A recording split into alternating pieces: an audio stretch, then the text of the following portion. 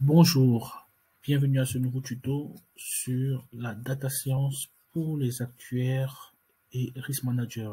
Donc, c'est le premier tuto dans cette série. Aujourd'hui, on va commencer par MySQL. Pourquoi MySQL? On va expliquer plus tard pourquoi est-ce qu'on commence par MySQL et non Python ou autre. Alors, quel est l'intérêt de faire une vidéo sur cette problématique? D'abord, il faut rappeler que on a de plus en plus de données connectées, de plus en plus de données voilà, qui sont à la disposition des compagnies d'assurance au travers de différents véhicules. Voilà, on a non seulement des voitures connectées, mais il y a des assureurs qui mettent également à la disposition de leurs assurés d'autres outils de collecte d'informations. Ça peut être des boîtiers, par exemple, connectés à des voitures, mais ça peut aussi être des montres connectées, par exemple, qui indiquent quand on fait du sport, ce qui montre que on prend soin de soi et qu'on est généralement à l'abri de certaines maladies, ce qui permet aussi de réduire notre prime. Et donc, c'est toute la logique qui est derrière, une logique qu'on retrouve particulièrement effectivement dans la télématique, qui est un système où généralement, dans la plupart des cas, l'assureur met à la disposition de son assuré un boîtier et le boîtier renvoie les données de manière régulière à l'assureur. Et dans le cas des jeunes conducteurs, ça permet dans beaucoup de cas de réduire sa prime parce que du coup, avec le boîtier, si le jeune conducteur n'était déjà pas assez prudent, il le devient généralement davantage puisqu'il sait qu'il est, entre guillemets, tracé. Il conduit mieux et alors les primes baissent. Voilà. Et donc, voilà un cas particulier d'utilisation des grosses données. Il y a un cas qui se fait de plus en plus ressentir. Il y a quelques années, c'était beaucoup plus dans les pays d'Amérique du Nord qu'on voyait ce genre d'outils se développer. Mais aujourd'hui aussi, en Europe centrale, de l'Ouest, on voit également des compagnies d'assurance qui vont vers ce type de produits. Et donc, l'intérêt est vraiment très, très grand. Donc, le sujet est donc MySQL, mais il faut comprendre d'une manière globale en quoi est-ce que la data science va révolutionner le monde de l'assurance.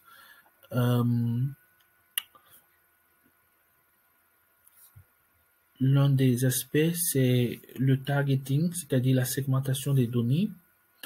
Voilà, on a de plus en plus de données, un volume de données. Du coup, on sait mieux faire des clusters, c'est-à-dire des groupes d'assurés mieux segmentés. Voilà, la segmentation aura bien entendu certainement d'autres côtés des problèmes peut-être d'ordre éthique, notamment en ce qui concerne la solidarité entre les assurés. Et ça, c'est une autre question. Il y aura au moins une meilleure segmentation. Ça va permettre de mieux designer les produits, c'est-à-dire que, ayant une très bonne connaissance de nos assurés, on va pouvoir créer des produits le plus adaptés possible, quitte à l'adapter à une classe bien précise. Ok, et donc on l'observe déjà dans d'autres types d'activités. Aujourd'hui, quand vous allez sur un site internet, vous réservez un billet d'avion par exemple, il est possible que pendant toute la semaine vous recevez des pubs qui sont liées, voilà, au, à tout ce qui touche le voyage, dans le billet d'avion, l'hôtel, ainsi de suite. Bon, mais les assureurs feront la même chose à un moment. C'est vraiment se dire, ok, à un moment, en fonction de certaines informations, créer un produit bien particulier. L'exemple que je viens de citer, c'est des produits qui existent déjà qu'on propose. Mais on pourrait imaginer aussi l'inverse. Vous voyez, vraiment dire, ok, je reconstruis mon produit de zéro en fonction des besoins que je ressens dans une certaine classe de mon portefeuille. Voilà, ça va permettre aussi, et ça permet déjà, bien entendu, une meilleure évaluation des risques, tant à la souscription qu'au niveau du pricing. Et voilà, il y a également la gestion des sinistres, c'est-à-dire que avec une data science suffisamment avancée, en cas d'incident, notamment avec certaines voitures connectées ou avec des box, mais l'assistance peut se faire de manière presque automatique parce qu'on a une vue sur ce qui se passe de manière presque instantanée. Vous voyez, ça peut être très positif, effectivement, mais aussi au niveau du règlement, dans le sens où, en fonction de l'impact d'un accident ou d'un sinistre. Alors, je raisonne plus voilà, en auto, mais c'est pas le seul. J'ai cité des exemples dans d'autres domaines tels que la santé. Et donc, dans le cas, par exemple, d'un sinistre auto, si on a une voiture connectée, ben, l'assureur peut déjà intervenir en envoyant peut-être déjà l'assistance et fait beaucoup d'autres choses. Vous voyez, au niveau même de l'évaluation du coût, l'assureur sait déjà, à moins de ce qui a lieu, ouvrir le dossier de sinistre beaucoup plus tôt, et donc ça permet d'avancer assez vite. Et donc, on parlait de la gestion des sinistres qui sera forcément plus améliorée avec la data science, surtout si c'est vraiment en flux continu, mais ça permet aussi de réduire la fraude, justement, puisque les données voilà, ne dépendent plus seulement de la déclaration de l'assuré, mais elles sont disponibles pour l'assureur aussi, indépendamment de la volonté, bref, indépendamment de ce que communique l'assuré. Donc voilà, ça change. Et donc, toutes ces données-là sont mises dans des databases, donc dans des bases de données.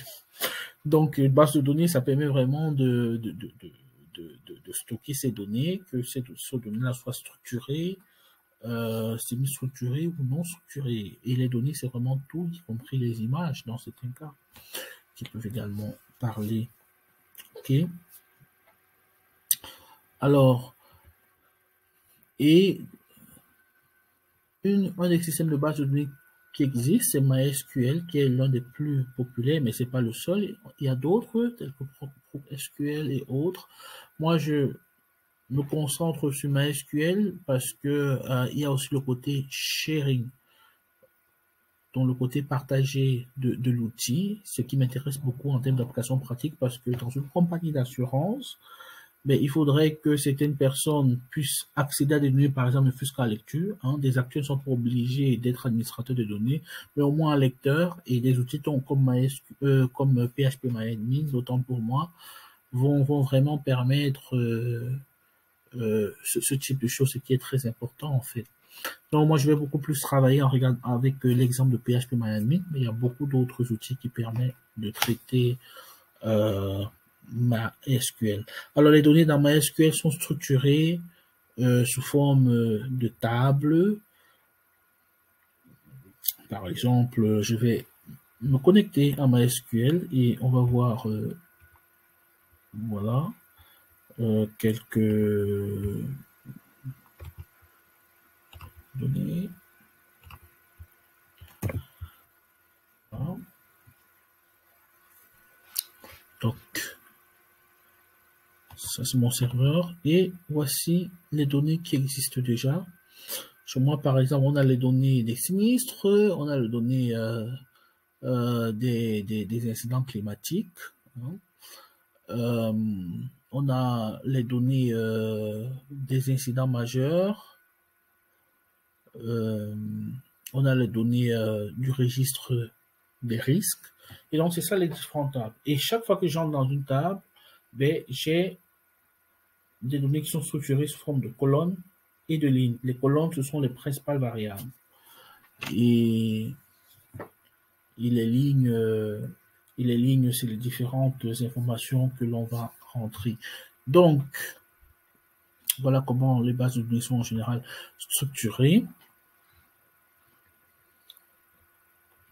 Donc, effectivement, ces bases de données vont permettre de récupérer des données, d'insérer de nouvelles données. Voilà. Par exemple, j'ai une table de sinistres. Ben, si un nouveau sinistre, je sais réinsérer d'autres tables. De faire une mise à jour de ces données, de les supprimer, mais même de faire des calculs intermédiaires, c'est-à-dire que c'est possible d'avoir des informations de statistiques générales avec MySQL. Voilà. Et d'aller beaucoup plus loin de manière vraiment dynamique et interactive avec des outils beaucoup plus avancés comme Python ou PHP. Ok, donc ça, on verra des vidéos sur ces outils-là beaucoup plus tard. Voilà. Alors, on va aller dans MySQL. Donc, on s'y est déjà connecté tout à l'heure, mais on va regarder, voilà, un petit truc. Alors, comment est-ce que je crée mes données, par exemple, dans MySQL? Donc, j'ai plusieurs approches pour traiter les données, pour créer une nouvelle table. Voilà, PHP-Admin, dont j'ai un portal en ligne que d'autres personnes peuvent, auquel d'autres personnes peuvent accéder en fonction de leur niveau de pouvoir. Donc certains vont pouvoir juste voir et d'autres faire des opérations. Et je me connecte. Voilà. Alors bien entendu, je montre ici mon mot de passe parce que je vais supprimer, je vais le changer après, bien entendu. Donc voilà, je l'ai créé pour les besoins du tuto. Voilà. Donc, on va se connecter là à ma base de données. Donc, ma base de données, c'est celle-là, c'est au-dessus. Et vous verrez que j'ai déjà des tables qui existent. Donc, j'ai justement pour d'autres trucs, par exemple, la table de grands sinistres d'un projet. On a, dans le cadre de la gestion des risques opérationnels, la table des incidents majeurs. On a la table du relevé des risques. Donc, voilà. Et donc, ici, maintenant, je vais créer une nouvelle table. Alors, on a plusieurs manières de créer une nouvelle table. La première, c'est de procéder de manière, on va dire, manuelle. Et donc, ici, vous voyez, il y a New, sur lequel je sais cliquer, par exemple. Et alors là, c'est vraiment un traitement manuel. OK. Ici, je sais aussi faire, ici, donner un nom à une table. Je vais dire, voilà, intro SQL, hein, pourquoi pas, intro SQL. Donc là, c'est le traitement manuel. On va voir tout à l'heure comment c'est le traiter aussi avec voilà, du code, hein, voilà. Donc, traitement manuel, on va mettre 4 colonnes, hein, voilà. Et alors, là, ça va se créer. Et alors, je dois donner un nom à mes différentes colonnes, hein. On va donner, imaginons que c'est une table peut-être d'incident majeur, pourquoi pas. On va mettre la date, hein. Par exemple, alors le format, je dois pouvoir mettre date, voilà. La longueur, c'est pas décidé, donc une date se met en 9 positions maxi. Voilà, on a peut-être personne de référence, hein. La personne peut-être qui a remonté l'incident, voilà. On va dire peut-être c'est du texte, hein. Voilà. On suppose que le nom d'une personne fait moins de 20 positions, donc on va mettre 20 positions. Voilà, on va signaler peut-être le type d'incident. Et donc, vous voyez ici, je crée une table avec le type d'incident. On pourrait imaginer que j'ai une autre table quelque part où il y a les principaux types d'incidents et que quelque part on va matcher les deux. Tout ça, on sait faire sans problème avec MySQL, sans problème. Voilà. Voilà, c'est vraiment à titre bon. Et puis, on va peut-être mettre estimation. Montant, voilà. Il y a un incident, on estime, voilà ce que ça peut faire. Dans le type d'incident, c'est aussi du texte, bien entendu. Et pour l'estimation du montant, on va mettre double. C'est-à-dire c'est un nombre réel. Alors, je peux également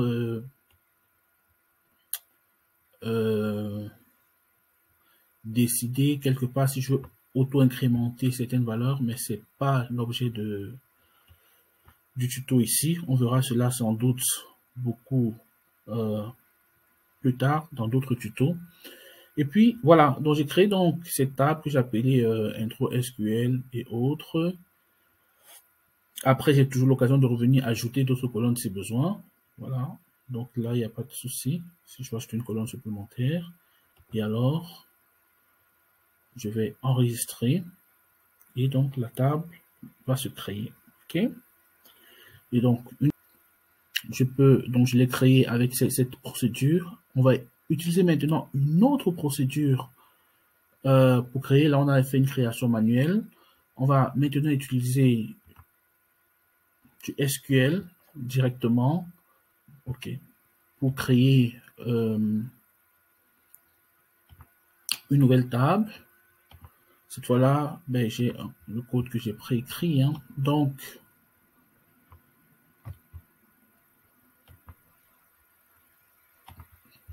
voilà. Donc, avec du code, par exemple, je vais créer une table, cette fois-là, une table de gestion des claims qui est traitée par, voilà, par Estimova. Et donc, de cette manière, je sais également tourner mon query.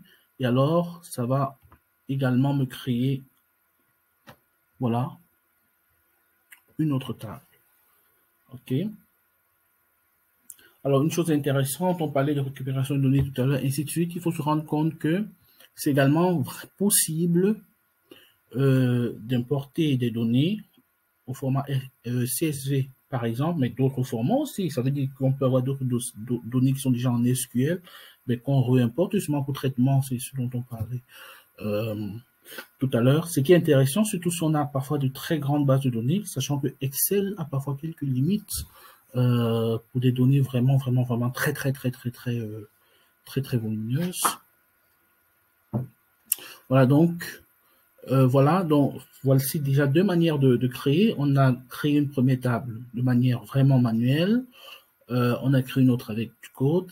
Et maintenant, on va... Donc, nous venons de voir deux manières d'importer les données. La première manière était de créer des tables manuellement, ce qui est la méthode la plus didactique, mais probablement la moins optimale. Et l'autre manière qu'on a vue, c'était d'entrer vraiment des lignes de code SQL. Et maintenant, on va montrer une troisième manière de faire, qui est celle d'importer un fichier déjà existant. Voilà. Donc, nous allons le faire ici. Avant de le faire, il faut dire les différents formats qui sont possibles. Il y a du CSV, il y a du SQL lui-même, il y a beaucoup d'autres formats.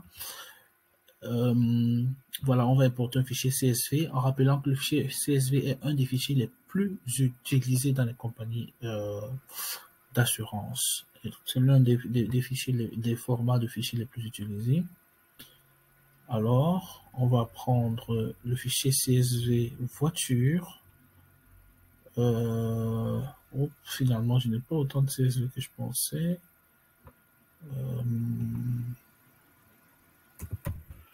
On verra ce qui va se passer. Voilà. Et alors, on va dire que la première ligne a aussi des... C'est la première ligne contient des noms de variables.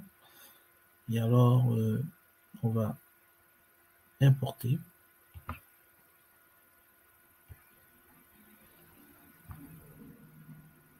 Voilà, excellent. Tout s'est très bien passé. Et on a désormais notre fichier, nos données voiture également qui est là, voilà, en plus des autres. Donc, voilà. Donc, on a créé notre base de données. Il faut dire que MySQL permet de faire beaucoup d'autres choses. Donc, on a par exemple ici